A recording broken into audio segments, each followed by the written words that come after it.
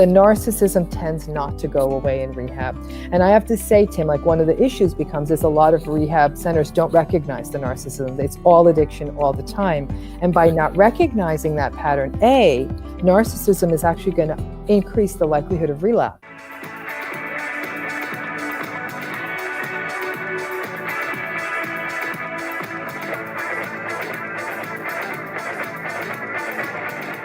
Okay, let's talk about the relation between narcissism and substance use disorder. It's actually pretty high, and it makes sense why that, no pun intended, but let me tell you why that is that people who are narcissistic have a lot of trouble with regulating their emotional states, particularly, like I said, when they're stressed, frustrated, disappointment, or if they feel abandoned. Under those conditions, people with narcissistic personality styles have a really, really, really hard time regulating their emotions. So what's the best thing to turn to? Substances. And so they do. What we see with many narcissistic individuals is they have a natural draw to stimulants because it really amps up the grandiosity. So they're already grandiose, and now this almost seems to make those grandiose defenses rock hard. However, you will also see that people will use numbing sort of depressant type substances, or even substances like marijuana that feel like they cut through the anxiety, because there's more anxiety in narcissism than a lot of people realize. There's a lot of social anxiety for narcissists who feel like they're being judged socially and all of that.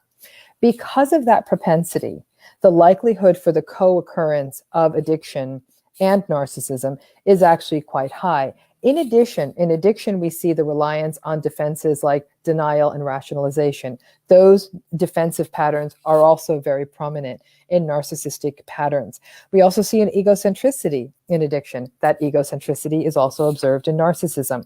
Here's where things get really, really dicey. For many, many, especially families out there, they're like, oh my gosh, this is such a jerk, so selfish, so mean.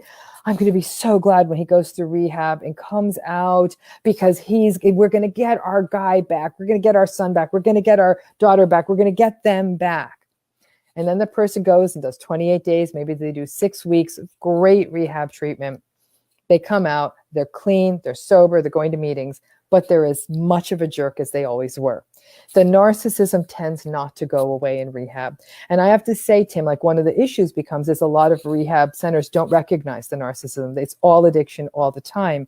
And by not recognizing that pattern, narcissism is actually going to increase the likelihood of relapse. Why? Because when they're out, and even if they're in a sober living situation, even if they have a sober living companion, and even if they're going to meetings every day, frustration and disappointment and all that stuff is going to come into life. Life happens.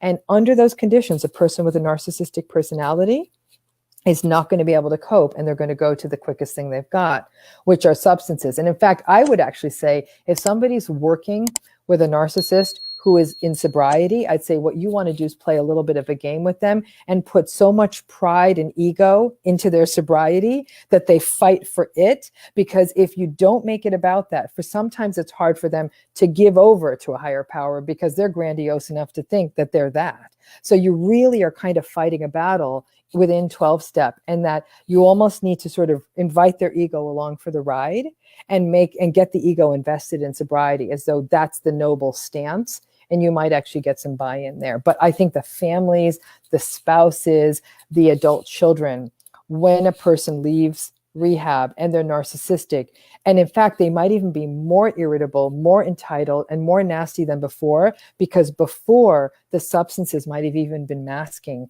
some of the key antagonistic dynamics. So it can get really messy, and a lot of people feel very frustrated when they see a narcissistic person who comes out of rehab and is back in their lives. When a person gets clean and sober and they don't do the work, quote unquote, and really dig deep and dig into the trauma and change their lifestyle habits and change their behavior, they call that person a dry drunk. Yes. It kind of sounds like so if a person just goes to rehab, which is one of the purposes of this show, I Love Being Sober, there's more to getting clean and sober than just going to treatment, than just going to 12-step meetings. And so how can the narcissism be addressed? Is there like how do you go about addressing the narcissism? I think there has to be an honesty about any mental health or addiction services practitioner working with these clients. I think because addiction is often such a acute concern with the client, like we want to get them safe, especially if they're using something that's putting their health in jeopardy. The acute need to focus centrally on the addiction and the substance or alcohol use totally makes sense. The challenge is that if that becomes the singular focus, that when the personality dynamics get missed, the work does need to be done in rehab around things like mindfulness, mindful awareness of how a person speaks to other people, the building up of self-reflective capacity on how the narcissist impacts other people. Like, are you aware of how you just spoke to that person? Are you aware of how other people are experiencing you? Can you please wait before you speak? Humility, like getting people, having them get their hands dirty, inviting them into other people's stories, and for them to be present with other people's stories without contempt. It really means a well-trained staff that's able to see through that and watch some of that narcissistic stuff play out, even in their nonverbals, eye contact, engagement with the process, ability to engage in entitlement. Oh, come on, man, come on. 10:01, let me have my phone. 10:01, come on, man. Like, I could buy and sell you. 10:01, like, give me one more minute. And no. The answer is no. Now, you might have people leaving against medical advice. You might have, you're used to that. You're an old pro at this, right? But you've seen that entitlement. And so it's really about how do you set that boundary and still keep people engaged? And then it's also to understand that sometimes you can't break through the narcissistic defenses, and you're going to create, whether it's this dry drunk kind of, this sort of, rubric once they leave. But it's really those interpersonal dynamics. Like, some of them will say, I want to stay sober because I don't want to lose my business, right? So sobriety is entirely linked to the business. It's not the work, but it's like, I still want to be a pillar of my community. I still want to make $1 million trillion.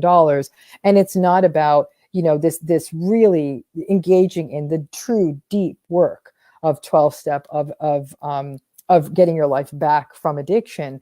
And so it then becomes this, they take the ongoing antagonistic patterns continue, and the investment sadly in sobriety isn't really an investment in sobriety, it's an investment in their business, which is all but guaranteeing they're going to not be sober at some point because the business is going to let them down. So it's not easy. And I would say that however many times the average relapse is post rehab, I would say multiply that by at least 2. With a narcissist, you're going to have that many more relapses. Wow. Is there a 12-step program for narcissists? There's actually not. And I think that it's an interesting way to think of it, right? Like, from the outset, that they have to accept it, that this is what they're always going to be, to commit to change, to making amends. Like, I think a lot of the steps actually could be quite interesting in narcissism. The challenge is that a substantial proportion, not by all means all, but a substantial proportion of people who are narcissistic have absolutely no awareness that this is their pattern.